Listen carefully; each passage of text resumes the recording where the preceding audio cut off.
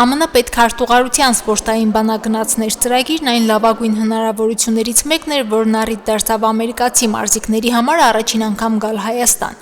Անվասայլակով բասկետբոլիստ Ռոուզ Հոլերմանը պարալիմպիկ 4 խաղերի մասնակից է։ ԱՄՆ հավաքականի կազմում հասցրել է նվաճել ոսկե, արծաթե եւ բրոնզե մեդալներ։ Ռոուզը բասկետբոլի պրոֆեսիոնալ խաղացող է, հանդես է գալիս Եվրոպայում, նաեւ ԱՄՆ կանանց հավաքականի ամենաերիտասարդ խաղացողներից է։ Որպես սպորտի դեսպանորդ իր օրինակով ոգեշնչում է հաշմանդամություն ունեցող երիտասարդ մարզիկներին։ 2001 թվականից անվասայլակի վրա է։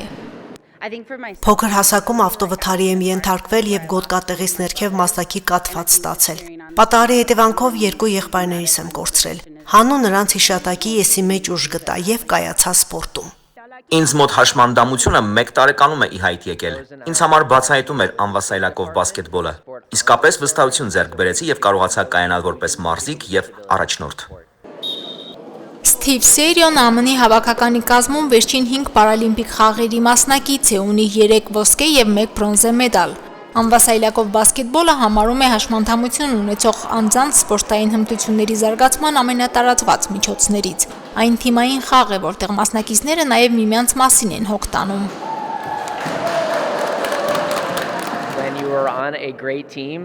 Լավագույն թիմերը նրանք են, որտեղ թիմակիցը քո մասին ավելի շատ է մտածում, քան դու ինքդ քո մասին։ Երբ այդպիսի լավ թիմի կազմում ես, դու կարողանում ես դրական տեղաշարժեր, արդյունքներ արձանագրել ոչ միայն խաղադաշտում, նաև քո շրջապատում։ Ամերիկյան թիմի կազմում 20 տարի է արդեն խաղում եմ։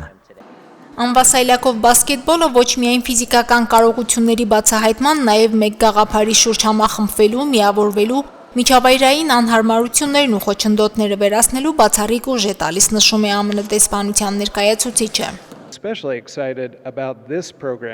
Ներգրավումն այս մարզաձևում առանձնանում է նրանով, որ հաշմանդամություն ունեցողների կարողություններն են շեշտադրվում։ Ի ցույց է դրվում այն, որ բոլոր մարդիկ կարող են հաջողությունների հասնել ցանկացած ոլորտում։ Մյուսների համար էլ ազդակ, որ երազանքի հետևից պետք է գնալ։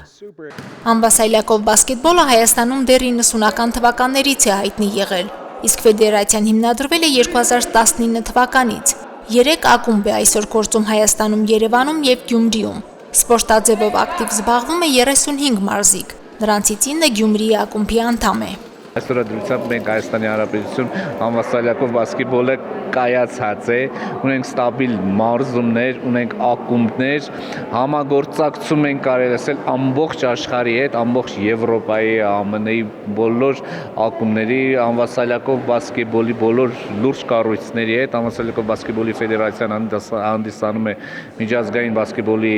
ֆեդերացիայի անդամ։ Ընկերական այս հանդիպմանը Գյումրիի ակումբի անդամներն էին թիմերի բաժանվել, կազմում ընդգրկելով ամերիկացի սպորտային բանագնացներին։ Խաղը բավականին ակտիվ էր, ոգևորությունն ու լարված մթնոլորտը անպակաս։ Հայ մարզիկների խաղից միջազգային սպորտի ճանաչված մարզիկները գոհ էին ու տպավորված։ 2021 թվականից ակումբը գործում է, ունեցել ենք բազմաթիվ հաղթանակներ, իհարկե եւ պարտություններ, ցավոք ակումբը կա, գործում է ու համալրելու իշքան ունենանք հաշմանդամություն ունեցող անձինք մեծ սիրով